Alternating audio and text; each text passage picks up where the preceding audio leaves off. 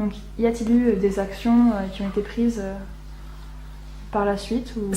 Oui, ce que je veux dire sur la question Rome, vous extrayez une phrase, je vous en tiens par rigueur, mais ce que je dis toujours sur la question Rome, c'est qu'il faut qu'on soit beaucoup plus coordonnés. Et qu'on arrête de pardonnez-moi l'expression, qu'on se refile la patate chaude les uns et les autres, qu'il s'agisse du plan local ou qu'il s'agisse du plan national. Et donc ce travail autour de la question Rome, qui demeure extrêmement douloureuse, difficile, c'est une histoire de précarité, c'est une histoire de vulnérabilité, et c'est une question de responsabilité. Donc il faut que les responsabilités soient mieux partagées entre la Commission européenne, qui fait son boulot, mais qui demeure un peu timoré sur le sujet.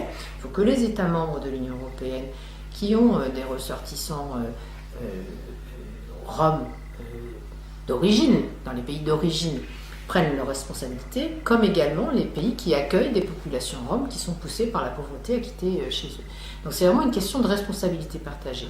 C'est pour ça que je dis que ça ne sert à rien finalement de balayer ce type de problématique ou ce type de population, puisque de toute façon, les réinstallations se font et le problème de la pauvreté, de la précarité n'est pas réglé.